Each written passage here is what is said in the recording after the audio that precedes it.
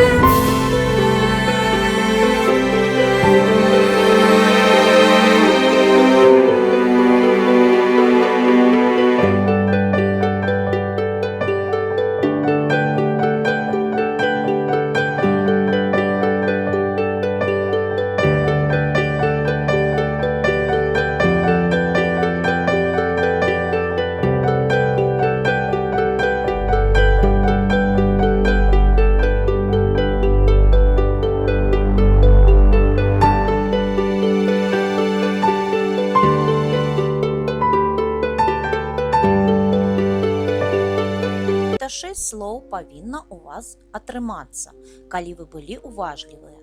У беларускай мове 6 указальных займеннікаў. Займеннікі гэты, той, такі, гэтакі змяняюцца па родах, ліках і склонах. Гэтая крэпасць вядомая ўсім з дзяцінства. Гэтая крэпасць, жаночы род. Гэты помнік напамінае нам аб абаронцах Брэсцкай крэпасці. Гэты помнік, мужчынскі род. Гэтыя вароты сталі візітнай карткай Брэсцкай крэпасці. Гэтыя вароты, множны лік. Звярніце ўвагу на скланенне указальных займеннікаў.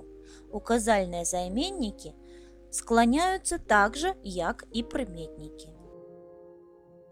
І яшчэ нам трэба пагаварыць аб сінтаксічнай функцыі указальных займеннікаў. Якімі ж членамі сказа могуць быць указальныя займеннікі? Хто наведвае Хатынь, той застаецца ўражаны гэтым помнікам непакораны чалавек. Указальны займеннік той з'яўляецца тут дзейнікам. Гэтыя вёскі знішчылі фашысты.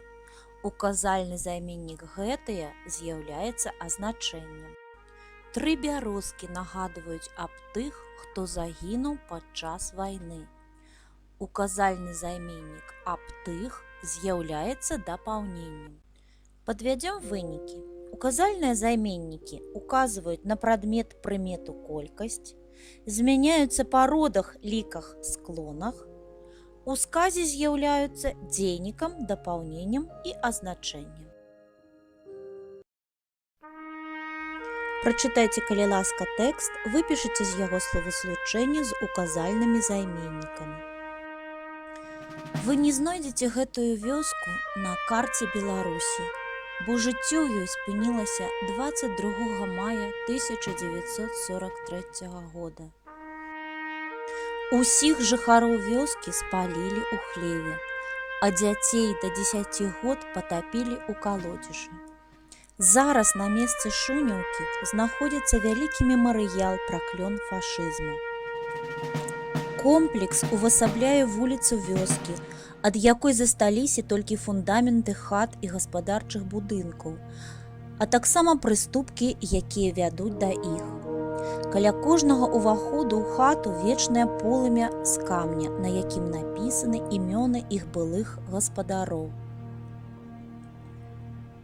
У цэнтры мемарыяла знаходзіцца скульптура жанчыны-маці.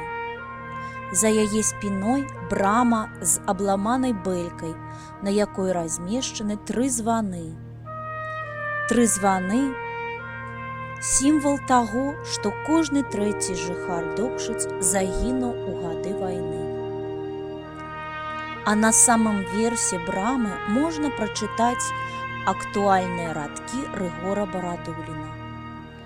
Як маці заклінаю і малю наступных пакаленняў дзеці, сейце бяссмерця зерня ў вечную раллю.